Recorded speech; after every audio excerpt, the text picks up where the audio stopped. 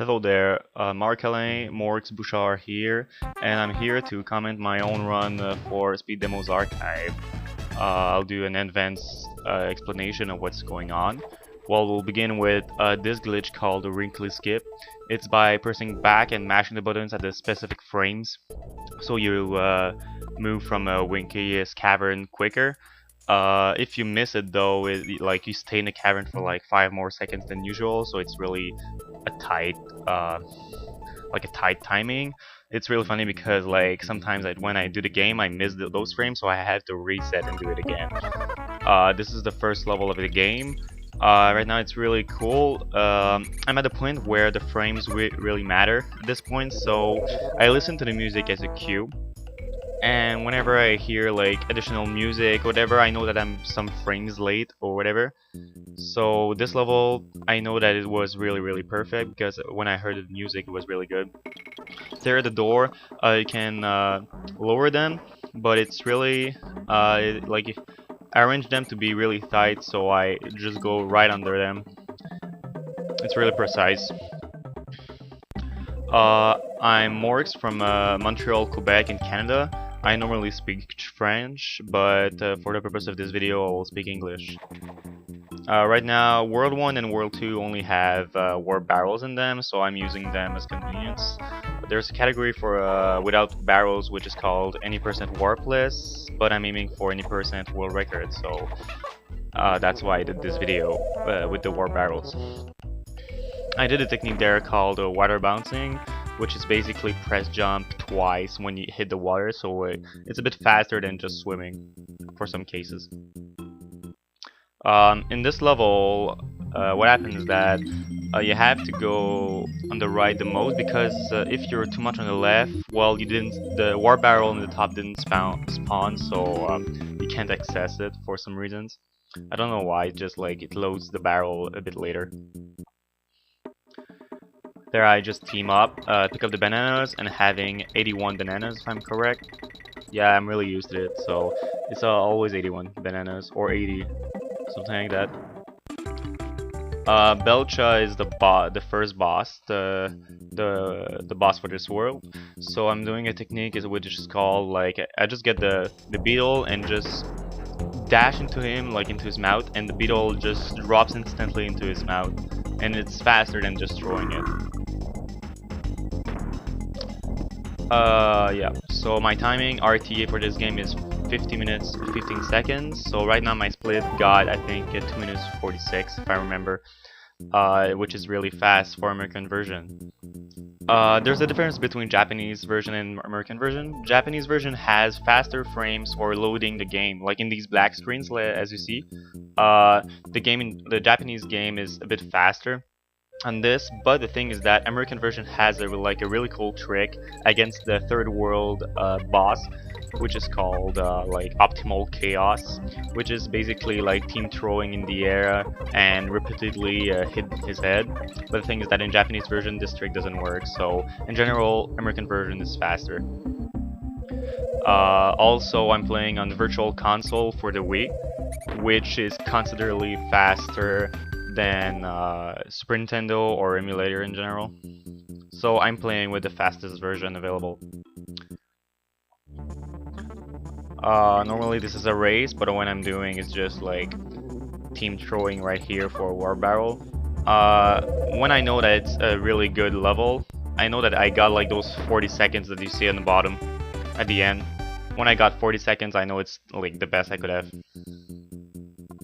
My friend usually got 30, but I think it's impossible on Virtual Console. I got it once actually, but it's just really hard placing.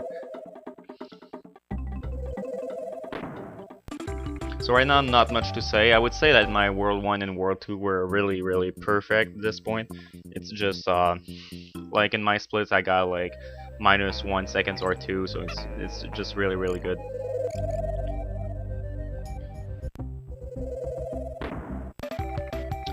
The boss in this world is really cool as well. There's a trick called, well, we call it Arik Optimal. Arik is the name of the boss, the spider. what happened is that instead of waiting for him to throw his green balls and then throw the barrel at him, well, you just throw the barrel right before he throws the green balls, so you cancel his animation of throwing the green balls. So it's really useful. It saves you like 15 or 20 seconds at this point.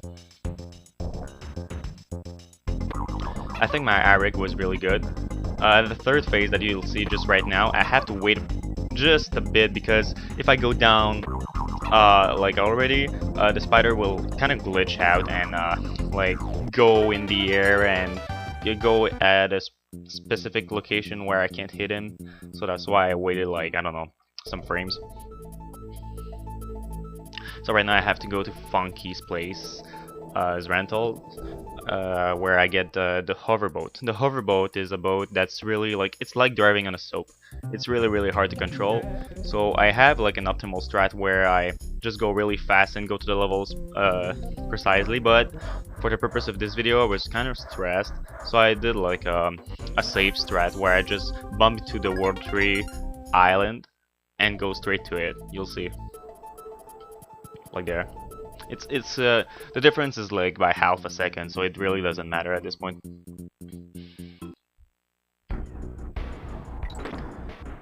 If you compare this game to DKC1, Donkey Kong in DKC1 is really useless, but in this game Kitty, even though he's really fat and creates lag at some levels, well, I think he's kind of useful in some places. His rolls are kind of like Dixie. I think it's as fast, but in general, of course, Dixie is better, but Kitty's not that bad as well. There's a technique to just instantly grab the ropes, but I really don't know how to do it actually. I talked about it like with some DKC3 runners, even Japanese players, and they don't even know how to constantly do it. I think that would be useful at some point where to know exactly when to instantly grab the rope instead of waiting. What I do here is teabag, reverse teabag it just for fun, because I'm having fun with this game, you know?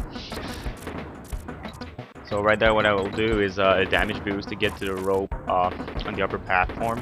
It helps me like, I think it saves like 5 seconds. This strat was a bit slow because I was stressed. Normally I just go through. This part was really good too. The next level is an auto-scroller. But the thing is that there's still strats in it that are really important. First is the roll right here.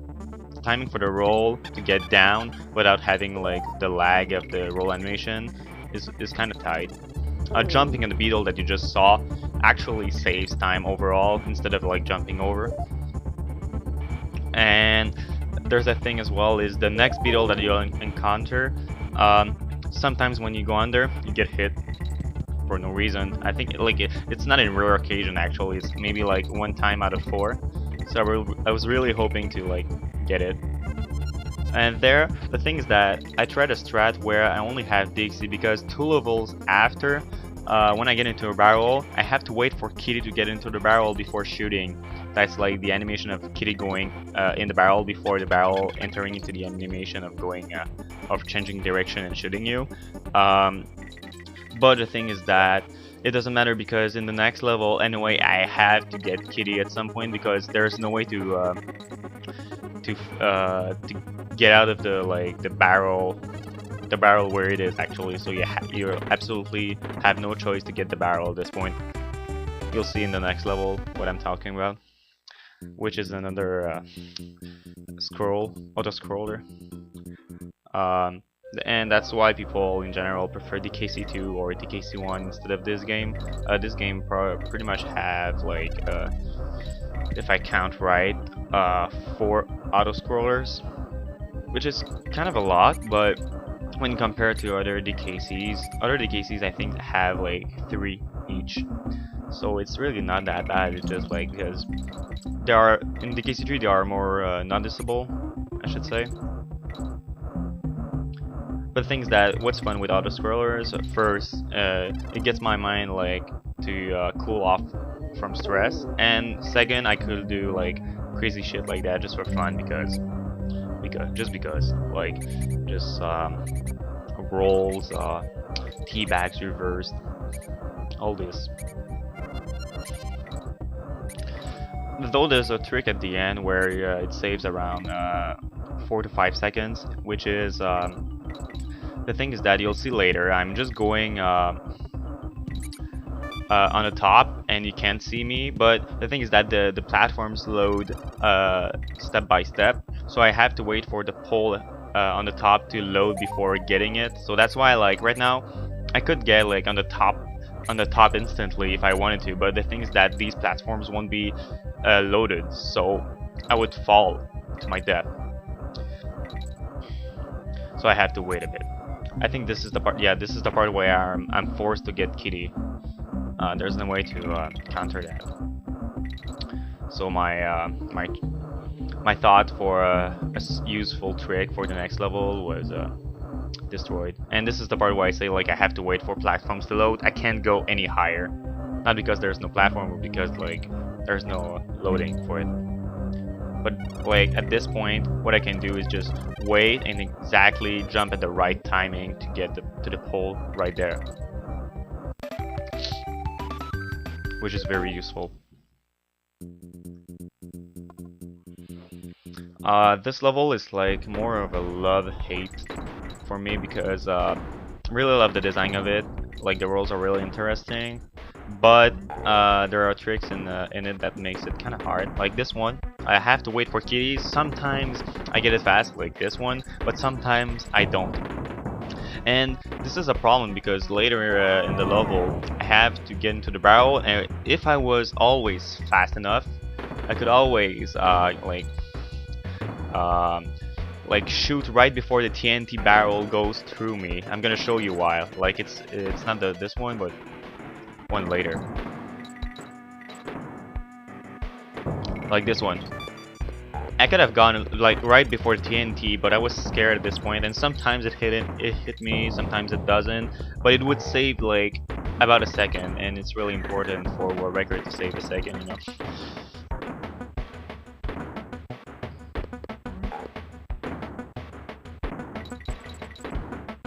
And I think like I do mistakes here, yeah. Like I jumped a bit late, so I was stuck for a second there. The next level, I struggle a bit at some point at the red bees. I'm gonna explain why. But before that, I want to explain that there's our Japanese player, DKC3. The world record is supposed to be 49:56, not like my 50:15. But the thing is that they have no video proof, so technically this video is the world record because of this. Even though I trust Japanese, but this is the best video proof we got out there yet.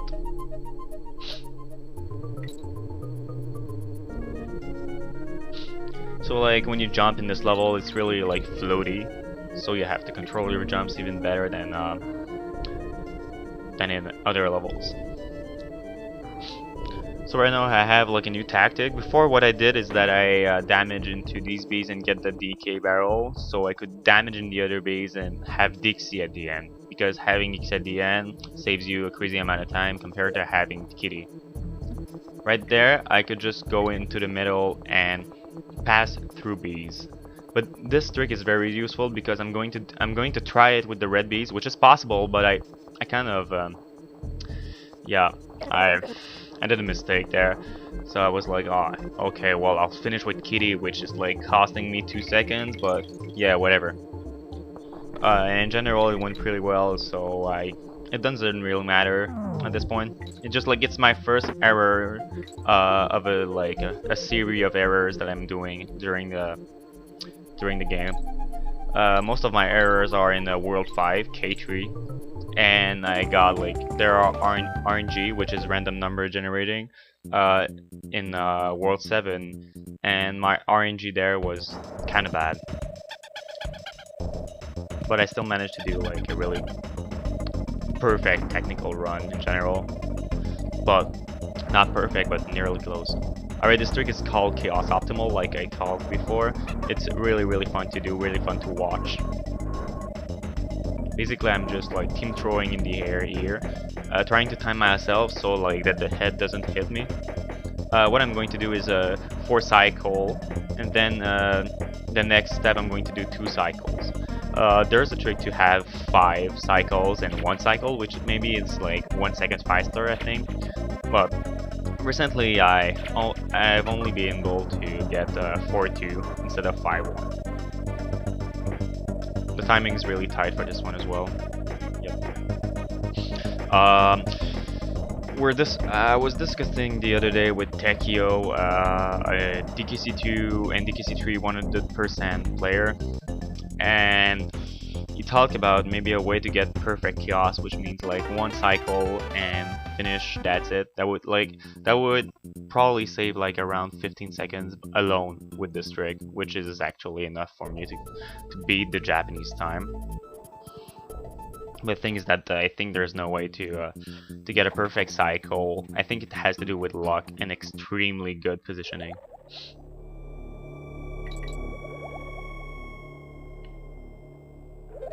So this is the first water level.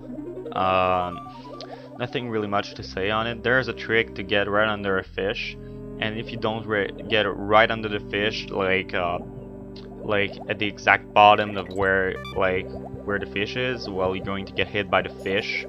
And if you're not high enough, well, you're just going to not pass right under the fish. So it's a really important trick because it's going to save me 2 seconds if I do it, and that's what happened. It's right here. Like if you get on the cliff makes you go up instantly, like on the bottom of the platform that's in the water. So it's really useful. I didn't get hit by the fish, and that's exactly what I wanted. It's the same here. For here, I have to look on the right, because if I look on the left, it will spawn this fish at early timing, so I have to wait. So I look on the right for it. I think the time right now in RTA is at this point is 16:58, I think, something like that. Yeah. This level is really fun to watch in general.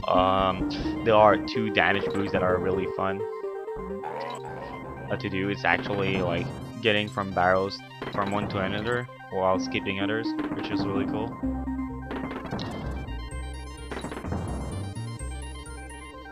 There is one with Dixie. It saves me about like 5 seconds, maybe 5-6 seconds. Go right under the B, and like these clap traps, when you roll from behind them, you don't get hit because like their mouth animation is only on the front, so you can roll in from behind them, and it's really useful in some levels like this one.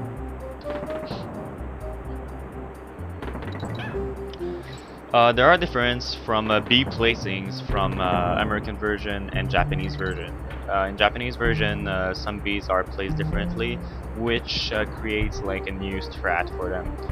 Like right now, what I'll do is I jump, and I'll kill Kitty for 2 reasons. First is that in Japanese version, this B that goes up, that you just saw, only goes up like not totally, so you get hit instantly if you want to get to the barrel at the left instantly.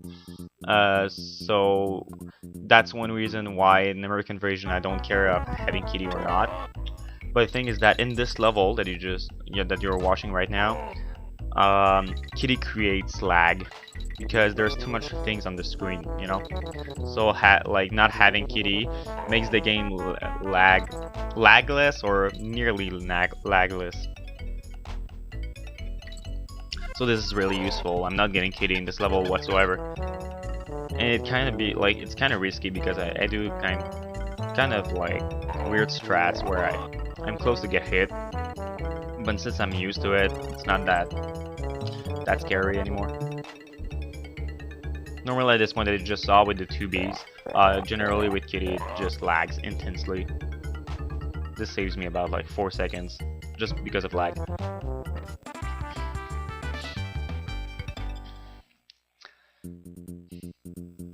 Next level is pretty awesome too. Normally the game was intended to the level was intended with the game to be ran with Ellie the elephant at the mid section of the level, but going with Kongs is actually faster. There is also a trick in this level where you can do a damage boost. The thing is that like at first I thought that American version had a different damage boost technique than Japanese version. Then I discovered that I could do it in the American version, but it was like the trick was really tighter. So what I'm doing in this level is actually the Japanese strat, which is this one, like getting over this beat, which is kind of like really scary at first, but it's possible. I discovered it like maybe a month ago. And what I do is that I use the damage boost here, which is the Japanese strat, but it's faster than the other strat. And to get to the other platform, just roll onto the DK coin, which acts like a platform, which is really useful.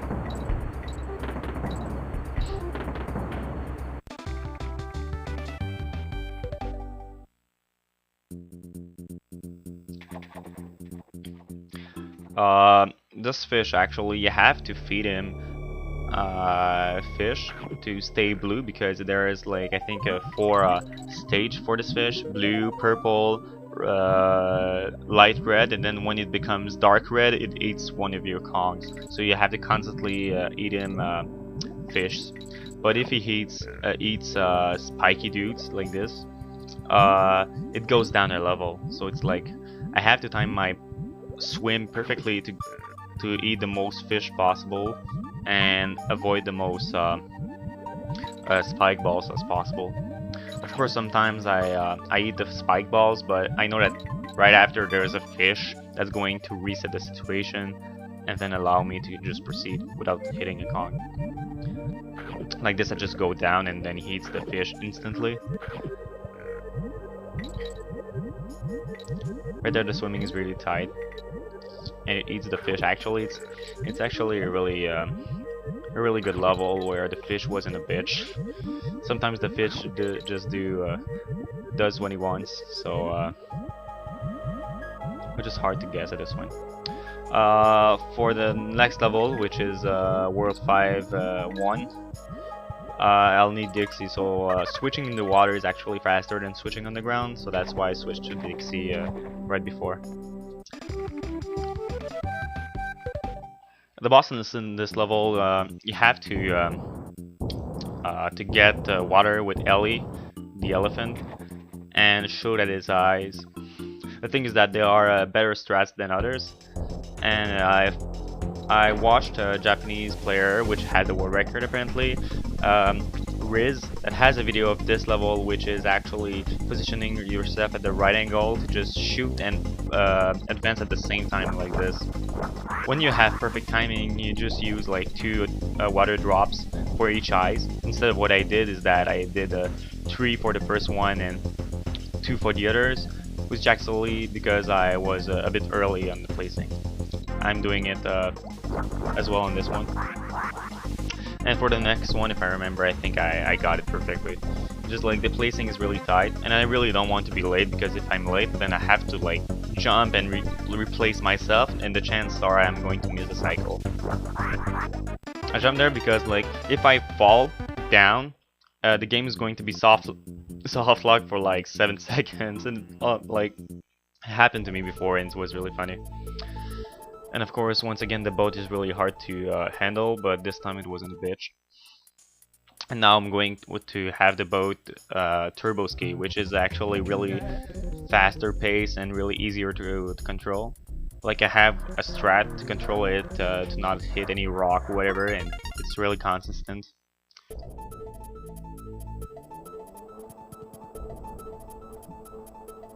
As you saw. This is my first really big error that I did in this level, which is there's a new strat from Nocturne. Shoutouts to him, by the way. Nocturne is a DK2 player, but in general he plays Super Mario Sunshine as well. He's really good actually. He comes with new strats that are really useful at some points, and this is one of them. But the thing is that I missed it. I have to place myself on the left and climb really fast. But I missed it. I hit the rock on the top, and it's not the first time that happens to me, but it kind of creates like this atmosphere where I'm like, oh shit, well, now I have to continue with Kitty, which climbs the rope really slower than Dixie. And by the way, this is like to compare DKC1 and DKC2 from this game. Climbing the horizontal ropes in this game is really fast, and there are new useful utilities of climbing really fast the vertical ropes, because it's going to be as fast as just climbing them normally. So this level, like, I think I lost something like 3 seconds in it because of that.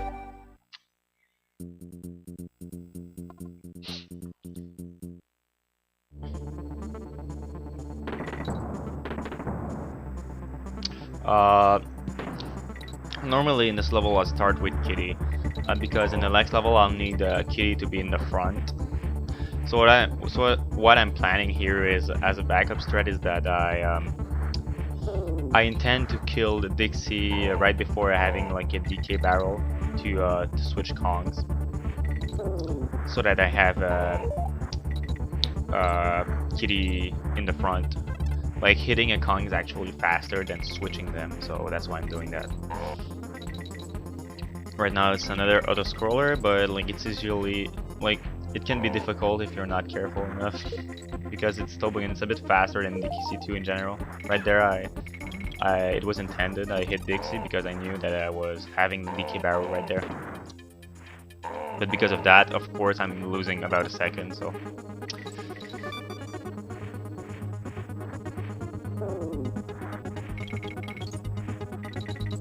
And right there, I didn't want to roll with the barrel because I would grab the barrel. This is a technique generally used in DKC in general. So right there, this trick is discovered by Japanese as well. It's really fun. It's actually one of the best levels to play because of its fast pace and the way that you do the stage where, like, the game was not intended to be, the level was not intended to be finished this way, so it's really fun. There was one trick that you just saw, is just like team throwing on the top platform. It saves you about like 4 seconds, and this one saves you about, I think, like 30 seconds. It's or 20. It's just really insane. Like, I have to get to this platform, then team throw on the upper barrel, and then team throw on the platform that's just right there. But the platform on the right is existent because of like, if you drop down from the end, well, the developers thought of it and said, oh well, if they drop down, well, they'll only get to get the barrel and go back up, because it's just unfair. But like, it serves a really good purpose for speedrunning. This level is really fun as well. I think World Fire in general is really fun. It's just like a burden that I scrapped it up a bit, this world. To make instant platforms with Squitter, it's different than in the KC2. In the KC2 you just press L and R at the same time, but in this one L has to be slightly before R for the instant platform to happen. I think in this level, if I remember, I'll struggle a lot with the jumps. Like, I do the platforms, but the jumps don't reach the platform, so I have to jump again or whatever. This level is really optimal since I constantly like hit myself to get faster in the level. You have like to remember that in DKC3, you saw just the jump right there. In DKC3, in comparison to DKC2, when you die in an animal, it switched to the other Kong, while in DKC2, when you die, well, it stays the Kong that you entered when you were the spider. So right now, like, the cycle of just like hitting myself and getting a DK barrel is all calculated to finish with Dixie at the end, because like, once again, this level lags when Kitty's in it, so that's why I have to be only Dixie alone at the end. If I had Kitty, I would have to get Kitty, switch to Dixie, then like get away to kill Kitty at some point or whatever. This level is can be really hard because Limguins that you just see right there, that are called Limguins, their hitbox are really stupid, so I have to be really careful on it. and I was really stressed at this point. So what I did is that at the end, I'm usually like running into a Kremlin and going down and roll and jump to the Limguins and get on the top of the cliff. But I did like you saw right there, like I just float and I arrive exactly where the Limguin is, which is actually a safe strat, but maybe it's like half a second slower, so I passed on the optimal strat. Bleak's positioning is random, and so like at some points, like you know, there's like two cliffs, one in the front and one in the back. If he gets on the one on the front, on the complete left, I can't hit him with snowballs. So because of these RNGs, random number generating, sometimes I can't do it as fast as I would want to, which is actually like doing the one cycle, trying to have it like the fastest way. Like the next cycle that's going to be after this one, like I have to hit him really fast, or else he just goes away. But it was really fortunate because he was right in front of me, so that was really cool. So this boss went pretty quick. And also the sky is pink. Don't ask me why, I don't know.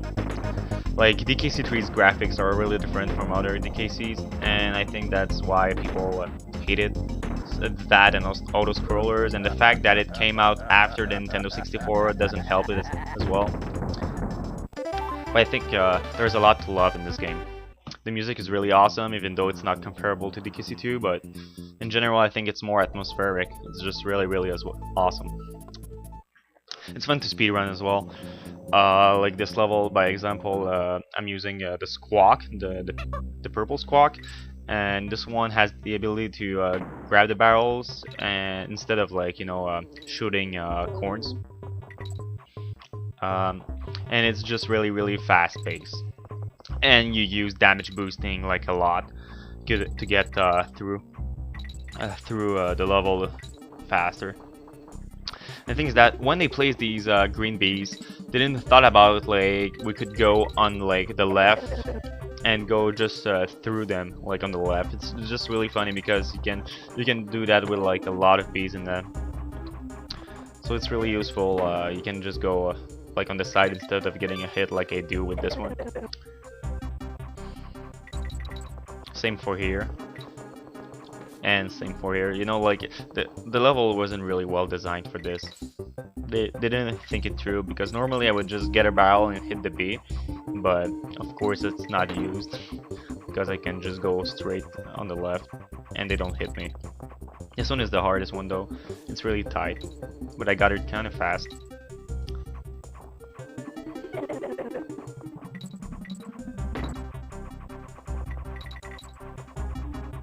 And one last damage boost.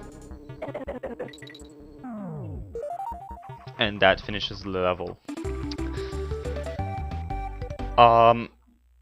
One funny thing is that the bears, when you talk to them in this level, I mean in this world, there are 3 seconds faster than Japanese version. Like when you exit for the chair lifts, it takes 3 seconds more in the Japanese version apparently to just go to the chair lifts. It's just really funny. And this level is actually really awesome. It's really fast paced. No, I'm just kidding. Sorry. Yeah, it's one other auto scroller where it's a bit slow. So what I'm doing is just I'm going to have fun in this level. Try to go with the rhythm, like switching from right to left, just for fun. Like Trihex, we should say. Like if there is no swag, you don't play.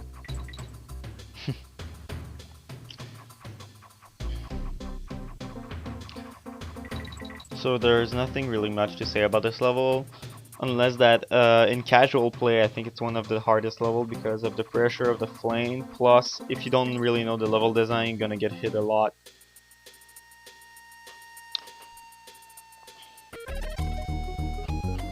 It's kind of fast paced, but like if you can prevent it or know that what's going to happen, well, it's already a plus. So right now, since I can't control really the pace of the rope, I just do whatever I want. The thing is that in a tool-assisted speedrun of the KC3, there's a trick where with Kitty you just jump on vertical ropes, because jumping on vertical ropes on tool-assisted is actually useful because you go really faster. And the thing is that the level design in this level actually the animations or of the rope or the platforms doesn't load like bit by bit like the seesaw stage. It's actually all there, and in the TAS you could actually like just climb the rope and arrive at the end, and it would completely, like, the camera would glitch out at some points, and at the end you would just get the target, and it would finish the level. And this actually saves like a minute or so. It's just really fun to watch if you have time to watch a tool-assisted speedrun. Well, you should definitely check out the KC3. I think the run is by Duty, which did 43:50 something. I don't remember. Shoutouts to him.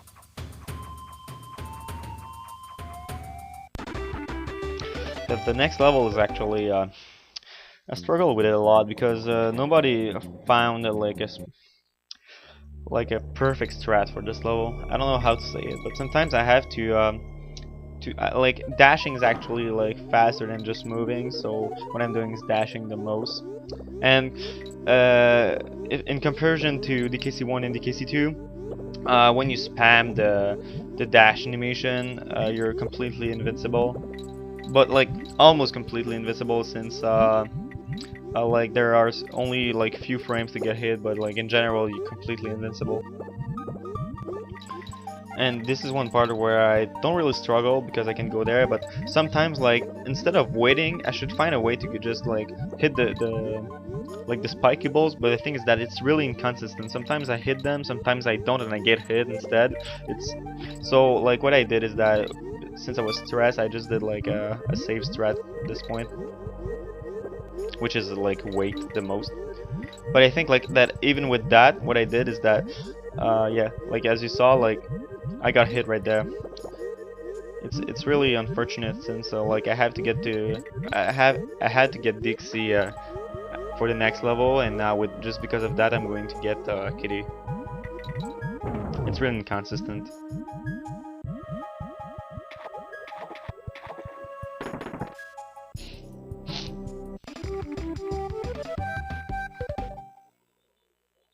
Next level is kind of like the animals level, where you just use all the animals you can.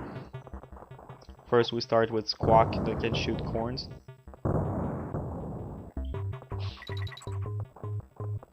Right there, like I should have used like a trick where I just go through instead of waiting and shooting the corn, because like sometimes in the US version it's a bit like harder to shoot the corns without getting hit by the birds or whatever. So like I should have just went through and have Dixie at the end, but I didn't want to risk that, so I mean, right there I'm switching in the water because I know it's faster, so now I'll have Dixie like I wanted to from the beginning.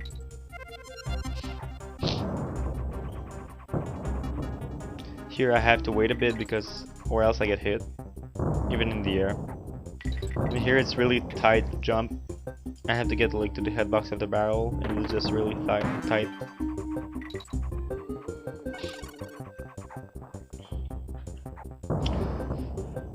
The next level has a really fun damage boost, which is like you get hit by a bee and you practically skip like a third of the level. If I remember, it's really useful.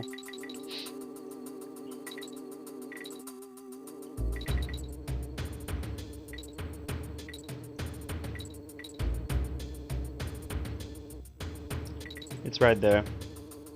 I jump exactly there, and then I get to the upper rope. It's really faster. And then I get Kitty to suicide because there are like two reasons for that. First is that I like climbing with Dixie is actually really faster, but I think also that Kitty makes this part of the game a bit laggy. So, and the fact that I need Dixie for the boss because if I have Dixie for the boss, then I'll have Dixie for the next world, and this is exactly what I need. So alright, the next trick is actually really like the hardest trick in the game, which is called Barbos Optimal, which is found by Japanese players. The trick is actually like you have to get the exact pixels, or like the closest pixels that you can, between the purple enemies on the bottom and the Barbos itself. And of doing that, you can control the aiming missiles to hit instantly. But it's just really hard. I have like to wait for the purple things to go down in their animations. They go up or down, whatever, and I have to wait for that. The thing is that I charge at the end a bit too early because I had to charge or else I'll get hit, and it was a bit stupid for me. But because of that, I have to in the next level I have to get Dixie somehow, and it will cost me some seconds. But in general, I did the trick, which is really important. It saves me about 15 like maybe 15 or 20 seconds. I think it's like 20-25 seconds overall.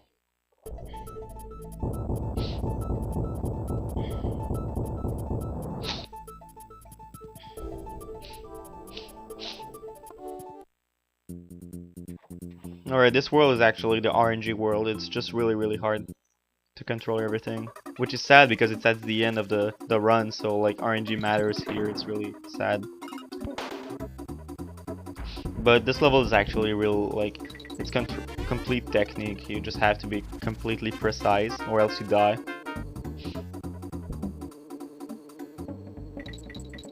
Like right here, and especially right here. I have to jump exactly right before, or else I get hit by the bee or the barrel. Just really tight. Go down. In this level, like not in this level, but in this world, it's the part I start to choke a bit. Go down.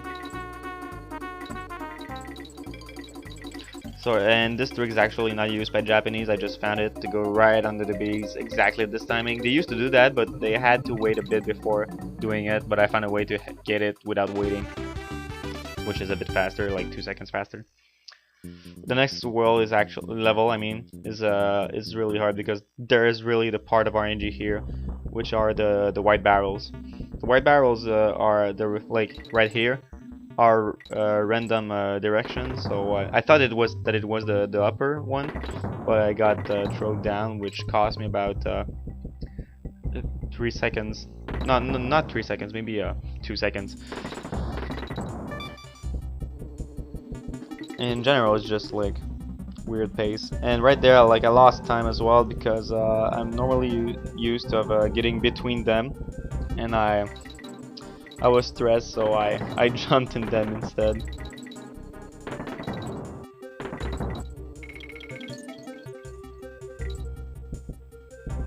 Of course I don't take the safe barrels because if I die I'd have to reset anyway. Right now I have good RNG, but the thing is that the RNG that really matters in this level is the last white barrel, and it's just really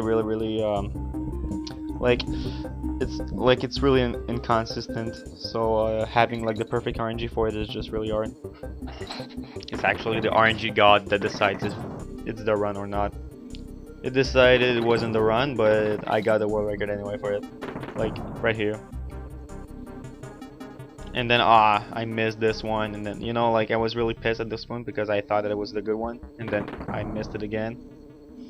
Like it's really stressful at this point because I had really bad RNG and I was kind of pissed. I lost like 10 seconds there.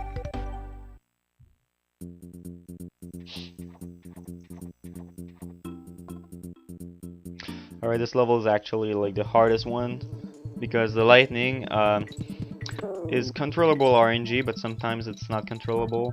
What I mean by that is that it follows your where you're going to be, and sometimes you have the time to get past it, sometimes not. It's just really random.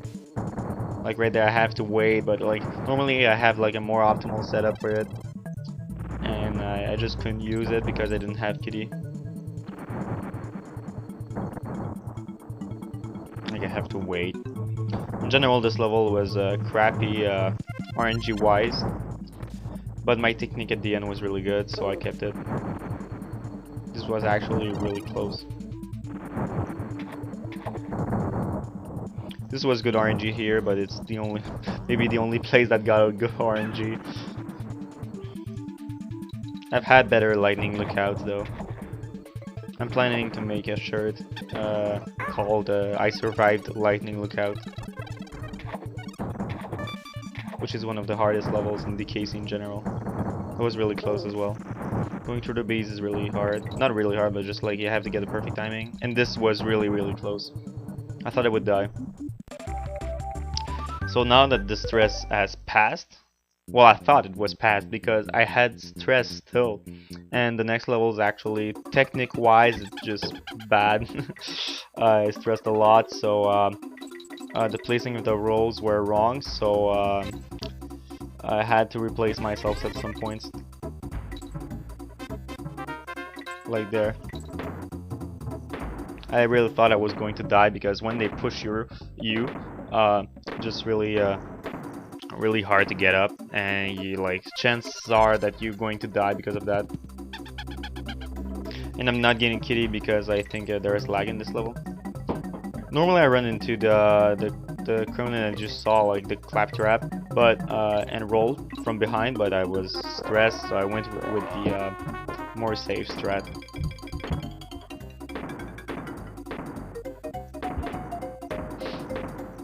And right there it was the same. I normally just roll under.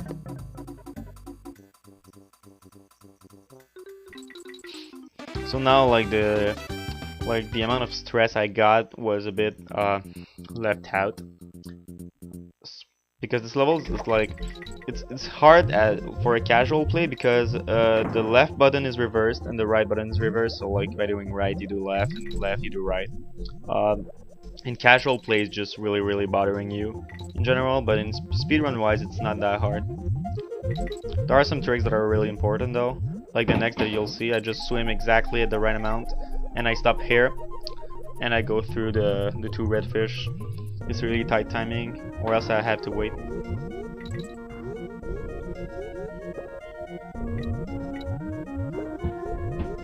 Getting through the spiky balls can be a pain as well if you don't time yourself right.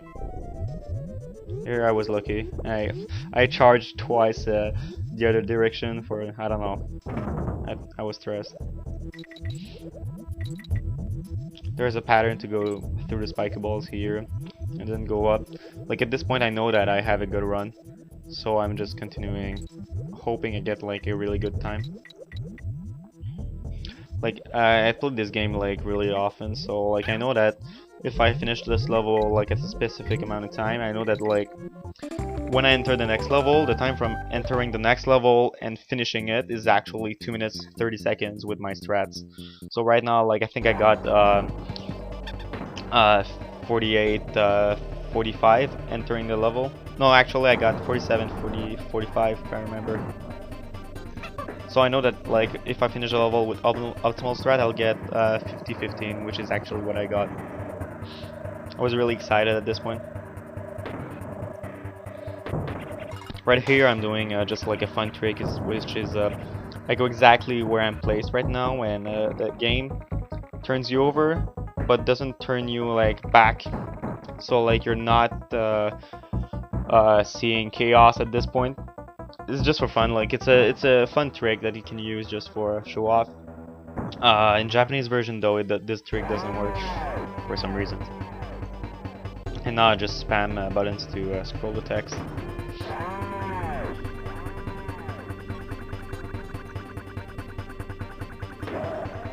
With the barrel I can go right under Carol, but for the next one I can't, so I have like to get from the behind because I can't from the front for some reasons. And getting him like exactly at this point from behind times you exactly perfectly to get it right there. Like the chaos, not the chaos,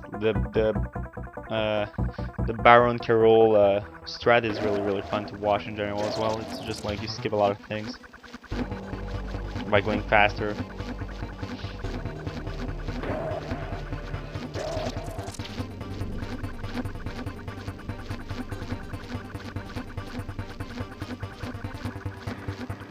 like there. I just go on the other platform, I go down, get to the barrel, and bring it. Actually, I think I have a better strat than Japanese people for this one, like by like 2 or 3 seconds.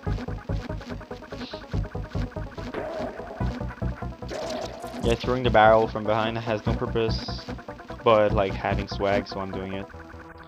This is really important, this part, because it's really precise timing to get to the barrel like to the end without getting hit by Dixie.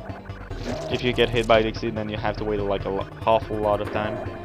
And I time right here for 50 minutes and 15 seconds.